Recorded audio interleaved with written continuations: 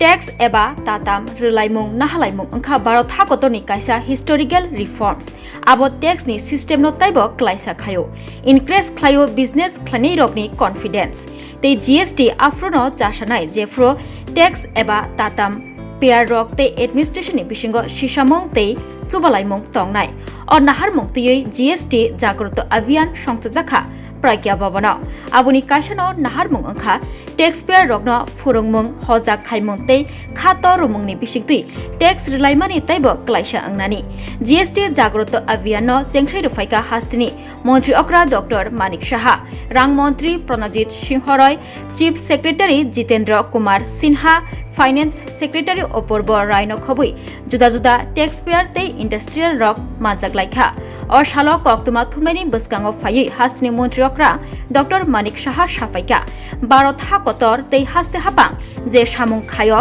आबो तंकसं लुकरकनि काहामनि बागैनो खायो केबो जदि टैक्स रिया हिंके बिनि मुगुइ गोराक याप्रि रमजागना नांगौ साका मंत्री अक्रा आबै बाक्सा बताइबो साका जेरक बानिया खायनाय बिजनेस खायनाय टैक्स ब्ले रिया आबो अंगै माया आबुनि बागै कताल टेक्नोलॉजीनि बिसिंति टैक्स नाहारजाक तंगु ते जतो टैक्स मा रुबायनाय साका हास्तिनि मंत्री अक्रा डॉक्टर मानिक साहा तै हापांनो पुइतो चाइ तंग दिखनिबो साइखनारखा हास्तिनि मंत्री अक्रा डॉक्टर मानिक साहा থেকে শুরু করে যে ধরনের আমাদের প্রযুক্তি ডেভেলপ করেছে যে জিএসটি না দিয়ে কেউ যদি থাকতে চায়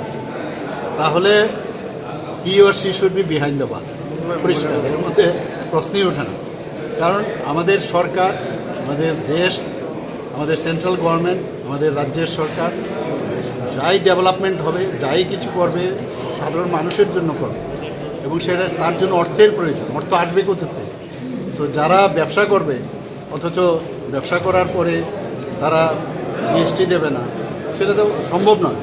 এবং এই কারণেই কিন্তু আমরা এই ধরনের সমস্ত প্রযুক্তিকে ব্যবহার করে এবং বাধ্য হবে আলটিমেটলি সবাই বাধ্য হবে এই জিএসটি দেওয়ার ক্ষেত্রে ওরা কিন্তু বাধ্য হবে কারণ ওরাও বুঝতে পারছে এখন আর আজকের এই ধরনের প্রোগ্রাম হওয়ার কারণে তারা অনেক কিছু ওদের জ্ঞানও ছিল না ওনাদের অ্যাওয়ারনেসও ছিল না আমি মনে করি এই ধরনের প্রোগ্রামের ফলে ওনারাও বুঝতে পারছেন যে সর্বপ্রথম দেশ তারপরে কিন্তু যে আমরা দেশকে আমরা সামনের দিকে এগিয়ে নিয়ে যেতে হয় মাননীয় প্রধানমন্ত্রী 2047 বলেছেন যে দেশকে সামনের দিকে এগিয়ে নিয়ে প্রগতির দিক দিয়ে নিয়ে যেতে হবে তো বিকাশশীল দেশ বানাবে কাজে এটা যদি বানাতে হয় সবার আগে যারা ট্যাক্স পেয়ার তারা কিন্তু বেশি করে আরও ট্যাক্স পেয়ার বেড়েছে আগের থেকে অনেক অনেক বেশি আমি আশা করি যে এতে করে অনেকে ট্যাক্স দিতে আসবে এবং দেশ গড়ার ক্ষেত্রে অনেকটা কাজ